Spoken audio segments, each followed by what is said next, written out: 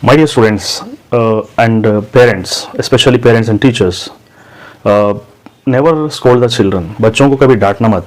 Marks कम आने पर कभी बच्चों को डांटना मत. इसके बजाय क्यों कम आ रहे हैं उसका प्रॉब्लम जाने. What is the problem behind that? I'll tell you one story which is practical with me. मैं एक कॉलेज में काम कर रहा था, तो एक लड़की को जो है ना मार्क्स बहुत कम आ रहे थे, तो लेक्चरर्स जो है ना उससे तंग आ चुके थे, बेजार आ चुके थे और उसको थोड़ा बहुत डांटते भी थे, तो बेचारी रोती थी. तो मैं भी था उसका लेक्चरर, फिजिक्स पढ़ा रहा था, मगर मैंने उसको डांटा नहीं. इसकी वजह क्या है बोले तो उससे भी कम मेरे मार्क्स थे जब मैं इंटरमीडिएट में था, तो इसलिए मुझे डांटने के लिए उतना जिगरा नहीं था, क्योंकि उससे भी वीक था मैं इंटरमीडिएट के अंदर. I was a dull student, तो डल स्टूडेंट था मैं, इसलिए डल स्टूडेंट्स को डांट नहीं सकता मैं.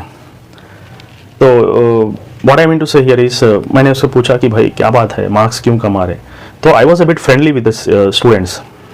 That girl never said about this to anyone. तो वो बोलने लगी कि सर मेरी शादी हो गई सर, अभी तक किसी को मालूम नहीं है कॉलेज के अंदर, क्लासमेट्स को भी नहीं मालूम. सर आप मेरे को डांटे नहीं कभी ज़िंदगी में, तो इसलिए मैं आपके सामने बोल रही मेरी शादी हो गई. अब मैं यहाँ से कॉलेज से घर जाती हूँ तो घर का काम करना पड़ता है. जब मैं रात में पढ़ने के लिए बैठती हूँ तो मेरी सास जो है ना पैर दबाने के लिए कहती है. अब इसमें रात हो जाती है तो मैं थक जाती हूँ, पढ़ नहीं पा रही हूँ, इसलिए मार्क्स कम आ रहे सर बोल के बोली. तो बहुत तकलीफ हुई.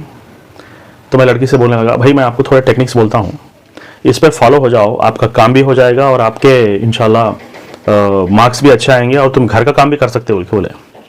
तो क्या है सर बोल के बोले. तो मैं बोला एक कार्डबोर्ड कट कर लो. एक कार्डबोर्ड कट करने के बाद आज जितने भी क्लासेस में पढ़ाए हैं वो टॉपिक्स के हेडिंग्स और उसका थोड़ा थोड़ा मैटर उसको लिख लो एक पेपर के अंदर. लिख के जो है ना वो कार्डबोर्ड पे चिपका लो, यानी कि उस दिन का तुम्हारा वर्क जो है ना एक कार्डबोर्ड पे चिपका लो और कार्डबोर्ड पे थोड़ा सा एक तागा बांध लो. और जब भी तुम बर्तन धो रहे हो तो वो जो कार्डबोर्ड है जिसके ऊपर आज का जो रिवीजन है वो उसको लिख के जो है टांग दो ऊपर. अब तुम बर्तन धो रहे बीच बीच में एक मरतबा देखो उसको कि क्या आज क्या क्या पढ़ा चुके हैं, तो बर्तन मांजते उसको रिवाइज करो. और तुम्हारी सांस बोल रहे ना जो कि पैर दबाओ बोल के बोल रहे, तो आप एक काम करो, जब उन्होंने लेटे हुए हैं पैर दबाने के लिए आप बैठे हुए हैं, तो वो जो लिखा सो रिवीजन है आज का जो सिलेबस है आज का जो तुमको पढ़ना है वो पैड जो है ना वहाँ पे रख दो और अपनी सासू माँ के पैरों भी दबाओ, दबाते दबाते पढ़ो उसको, क्योंकि पैर दबाने के लिए कोई कंसंट्रेशन जरूरत नहीं, पढ़ने के लिए कंसंट्रेशन चाहिए. तो आप पढ़ो उसको, पढ़ने के बाद रिवीजन करो. तो वो बहुत खुश हो गई जो आइडिया दिया मैं उससे, और वो जो है ना पढ़ना शुरू कर दी. इस तरह काम करते करते रिवीजन कर रहे हैं और अपनी सास के पैर दबाते दबाते रिवीजन चल रहा है, इनका खिदमत भी चल रही, रिवीजन भी चल रहा, और बहुत देर तक पैर दबाई. तो सासू माँ बोलने लगी कि रोज़ाना जल्दी दबा के चली जाती थी, आज क्या बात है आज अभी तक दबा रही. तो इसकी वजह ये थी कि वो रिवीजन करते हुए दबा रही थी, रिवीजन खत्म नहीं हुआ इसलिए पैर दबा रही.